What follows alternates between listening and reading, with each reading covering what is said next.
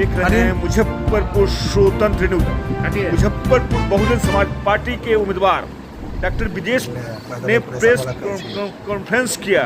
कन्हौली चुनाव कार्यालय के उद्घाटन के उपरांत इन्होंने अपने प्रेस कॉन्फ्रेंस में कहा, जनता पर इनको पूरा भरोसा है। इन्होंने कहा कोई नहीं है टक्कर में और मैं 2.5 लाख वोट से के आसपास जीत रहा हूं। आप देखते रहे मुजफ्फरपुर स्वतंत्र न्यूज पब्लिक के साथ। धन्यवाद।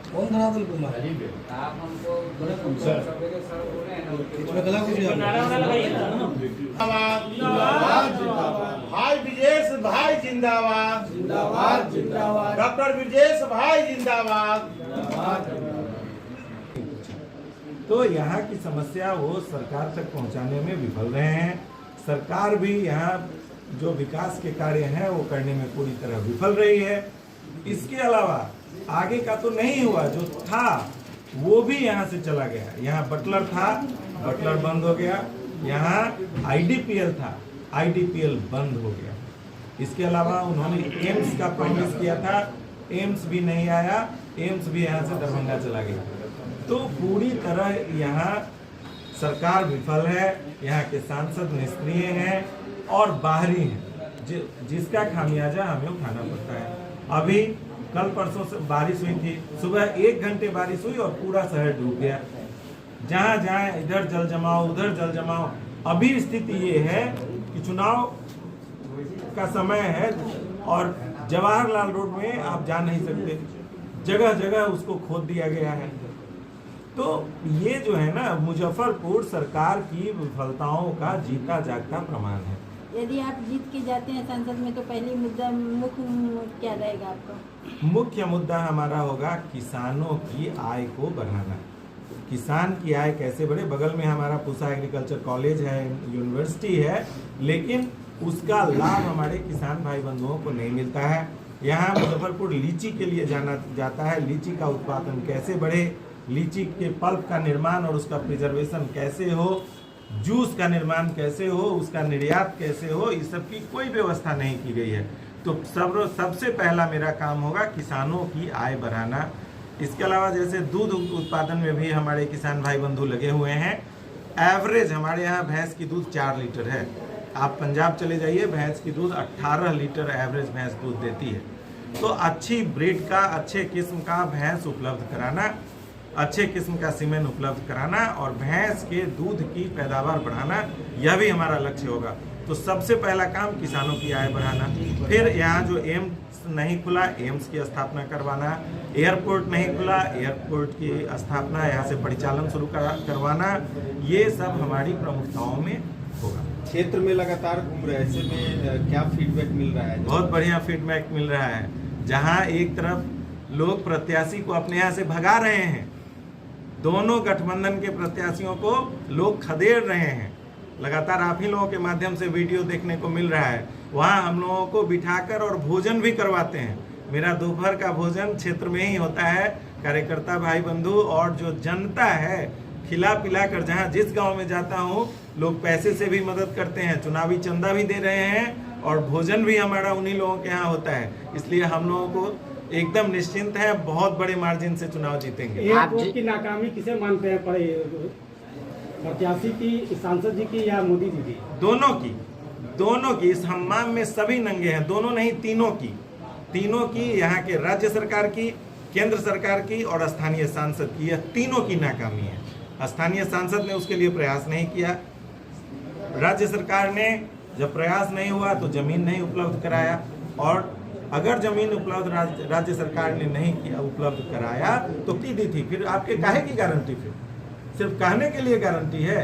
अगर आप गारंटी देते हैं तो उसकी व्यवस्था होनी चाहिए, उसका फॉलोअप होना चाहिए। राज्य सरकार ने अगर नहीं उपलब्ध कराया तो क्या आपने कोई रिमाइंडर भेजा? आपने यहाँ के सांसदों की कभी बैठक ली? कोई बैठक आपने नहीं ली। 5 किलो अनाज से कैसे लड़ेंगे? 5 किलो फ्री अनाज से कैसे लड़ेंगे? 5 किलो सड़ा हुआ अनाज देते हैं। 5 किलो अनाज के बदले अगर एक आदमी को रोजगार परिवार में दे दिए हुए रहते तो वह ज्यादा अच्छा होता। 5 किलो अनाज देते हैं, लेकिन वह अनाज सड़ा हुआ रहता है। वो गाय भैंस को भी लोग खिलाते हैं, बड़ी मुश्किल से गाय भैंस वो अनाज खाता है, वो आदमी के खाने लायक तो नहीं रहता। अच्छा, बोलते हैं कि कोरोना में हमने लाखों जिंदगियां दी है, वैसे आप पेशे से डॉक्टर भी हैं, क्या कहेंगे? मैं हॉस्पिटल का संचालक हूँ। कोरोना में जिंदगी ऊपर वाले देते हैं, जिंदगी देना और लेना ऊपर वाले का काम है। नीचे वाला कुछ ना दे सकता है न ले सकता है, इसलिए ये सब कहने सुनने की बात है। ऐसा ही था तो अब जो कोविड आए हैं, आपको या शहर की जनता को या जिले की जनता को अगर कोई प्रॉब्लम होगा, आप रोसड़ा खगड़िया जाइएगा, हाजीपुर जाइएगा। अगर विकास हमारे यहाँ नहीं हुआ तो उसका एक कारण प्रत्याशी का बाहरी होना भी है।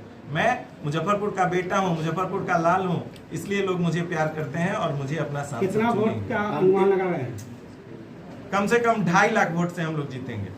कम से कम 2.5 लाख वोट से हम लोग यह एक बड़ा चुनाव सवाल जीतने है, जा रहे हैं। सबको एक साथ करने की बात आप कर रहे हैं। मायावती जी जो आपकी पार्टी जो बसपा है उसकी राजनीतिक प्लेस यूपी है, और यूपी में चंद्रशेखर रावत और मायावती जी एक ही तरह की राजनीति करती है, उनको एक साथ नहीं कर पाई, आप कैसे कर पाएंगे? देखिए, मैं दूसरे प्रदेश की बात नहीं कर सकता। मैं अपने प्रदेश, मैं अपने जिला, मैं अपने कंस्टिट्यूएंसी की बात करता हूँ। हमने अपने कंस्टिट्यूएंसी में बहुत बड़ा जो अगरे और पिछड़े की खाई थी, उसको हम लोगों ने पाट दिया है। पूरा दलित समाज, अति पिछड़ा समाज सब हम लोगों के साथ है, और अगरा समाज भी हम लोगों के साथ है। तो अगरे पिछड़े की खाई पूरी तरह से पट गई है। इसके अलावा अल्पसंख्यक और बहुसंख्यक की खाई भी पट गई है। कोई अल्पसंख्यक बहुसंख्यक नाम की चीज नहीं है। हम लोगों के लिए सब, जो जिसने वोट दिया वो भी, जिसने वोट न दिया वो भी, सब हमारे हैं। इस भावना से हम काम करते हैं। यानी कि अब जात पात की बात नहीं, मुद्दों और विकास की बात। बिल्कुल, कोई जात पात धर्म की बात नहीं होगी, और सब की बात होगी, 100% की बात होगी। हम लोग 80-20 की बात नहीं करते। जो 80-20 की बात करता है वह भी गलत करता है, और कहने की हिम्मत लोग नहीं जुटा पाते थे। हम लोग कहते हैं कि कोई 80-20 वाले भी गलत हैं। अगर आप अच्छे लीडर हैं और एक सही लीडर हैं, सही मायने में लीडर हैं, तो आपको 100% की बात करनी चाहिए। जिसने वोट दिया वह भी, जिसने वोट ना दिया वह भी। लोकतंत्र में मत भिन्नता स्वाभाविक है, मत भिन्नता होगी, लेकिन उसका यह मतलब नहीं कि वो हमारे दुश्मन है, वो हमारे भाई हैं।